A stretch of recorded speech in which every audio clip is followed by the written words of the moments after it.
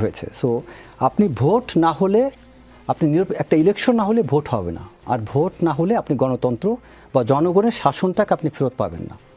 So এই নিরপেক্ষ আপনার অন্তর্বর্তীকালীন সরকারের মিনিংটা কি? এটা হচ্ছে একটা টেম্পোরারি গভর্নমেন্ট, যেটা তৈরি করা হয়েছে আপনার ক্রান্তিকালকে ফেস করার জন্য। ক্রান্তিকাল তো বছর বা বছর থাকবে না, মাসের পর মাস থাকবে না। আমরা যদি কোনো একটা জিনিসকে টার্ম করি যে সংকট বা ক্রাইসিস, দ্যাট শুড বি যত কম সময় হোক।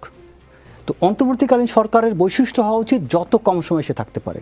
সো এটার কোনো আপনার ডেমোক্রেটিক আপনার লেজিটিমেসি নেই, আপনার সাংবিধানিক কোনো লেজিটিমেসি নেই, কোনো জায়গায় এটার কোনো গ্রহণযোগ্যতা নেই। বা ডক্টর মোহাম্মদ ইউনূস এটাকে এখন বিভিন্ন টার্মে যে তিনি বলছেন যে একটি মতো দল চাচ্ছে, এই কথাটাই তো তার দিক থেকে এটা আসলে গ্রহণ করা যায় না। আচ্ছা, আরেকটা পয়েন্ট হচ্ছে ওই যে এক ভাই কিছুক্ষণ আগে ফয়সাল মাহমুদ বলছিলেন ডাইনামিক প্রেস।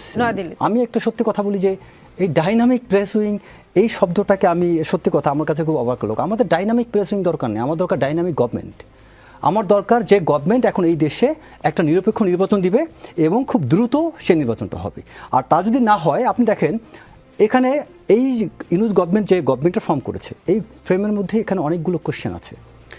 বাংলাদেশে যারা আন্দোলন করেছে সেই আন্দোলনে আমি জাস্ট আপনার টিভি চ্যানেল দিয়ে আমি একটা উদাহরণ দিই। এই যে আপনার আন্দোলন হলো, আন্দোলনে যমুনা টিভির সাংবাদিকরা তো অনেক সংগ্রাম করেছে।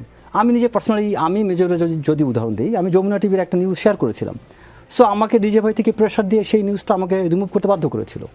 সো এখন এই যমুনা টিভির মতো যত চ্যানেলগুলো মাঠে আপনার এত স্ট্রাগল করেছে, আই এম শিওর আপনাদের যে চ্যানেলের যিনি চেয়ারম্যান আপনার সালমান রহমান, ডেফিনেটলি তিনি হয়তো দু একটা থ্রেড কল পেয়ে থাকতে পারেন, বাট তার রেকগনিশন কি? কখনো কি ডেকে ধন্যবাদ দেওয়া হয়েছে পর্যন্ত?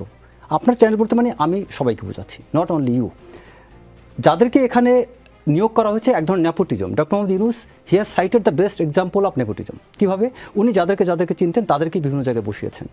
কোন জায়গাটা আপনি বলেন যে কোন এক্সপার্টাইজ কর্তৃক বা ধরেন সেফার আপনার সেনাবাহিনী হোক, বিভিন্ন ব্যুরোক্র্যাটস হোক, একটা কমিউনিটিকে জিজ্ঞেস করছে, অথবা সাংবাদিক ইউনিটি বা সাংবাদিক যে অ্যাসোসিয়েশন, যে আপনারা এক্সপার্ট কিছু লোক দেন, আমরা 10 জন লোক পাঠান, তাদের মধ্যে থেকে আমরা 2 জনকে press secretary, deputy press secretary এটা বানাবো। কোনো কিছু করা হয়নি। উনি আশিককে চিনতেন, আশিককে ডেকেছেন। উনি শফিক সাহেবকে চিনতেন, তাকে তিনি বসিয়েছেন।